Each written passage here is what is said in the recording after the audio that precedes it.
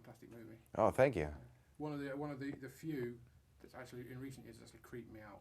Oh, cool. But so first off, obviously, where did the idea come from?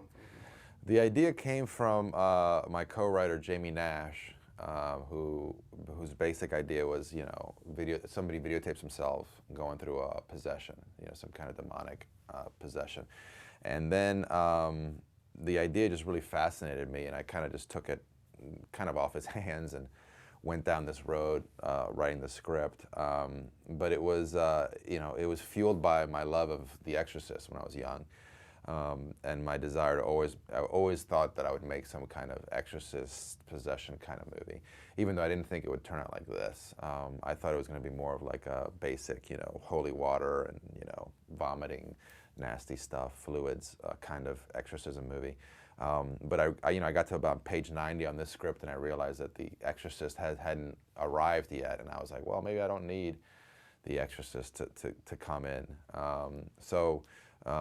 It started with that initial idea, and then it kind of became its own thing in my head.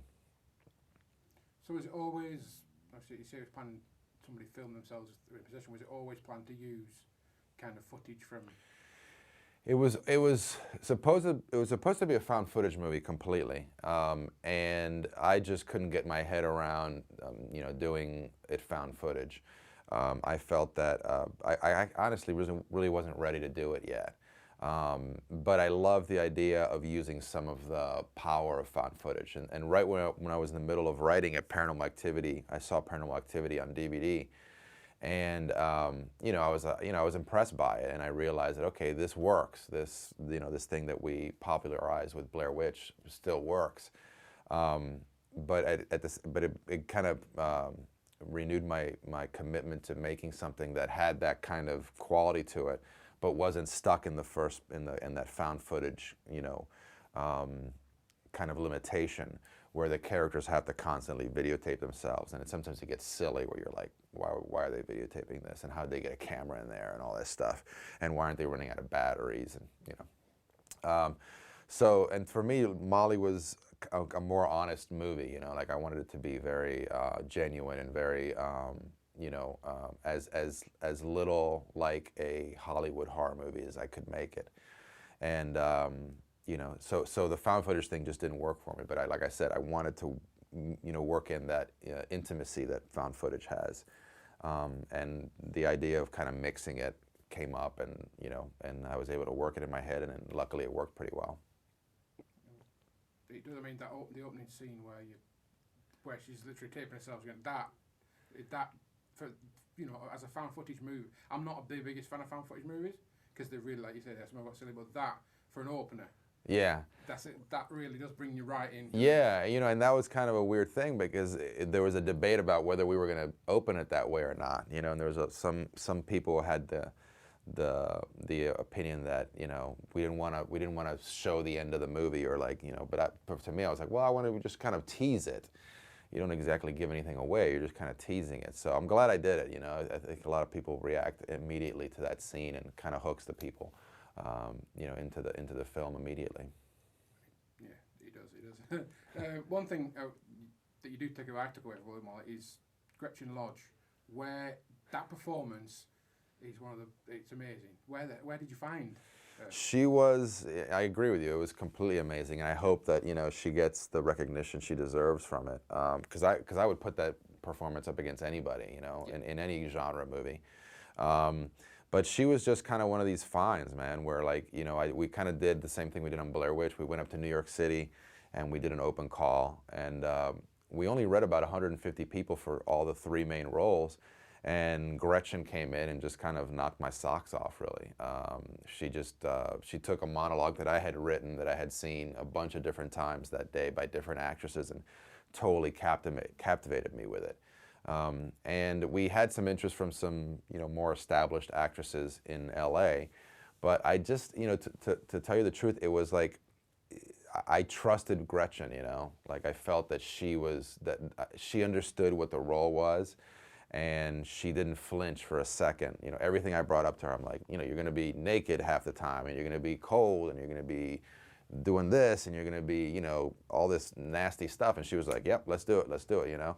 So there was this trust that I had, and luckily I think she trusted me enough to kind of give me that performance, because it really is incredibly courageous for that to be your first film, your kind of calling card to the industry, with this such a raw and literally like a naked, you know, emotionally and physically, such a demanding role. Yeah, obviously she's supported, the supporting cast is really small, and that's sort of a signature of what your previous films as well. Is that, do you prefer working with like a small handful of characters rather than a big cast? Yeah, I think I mean, for horror it works.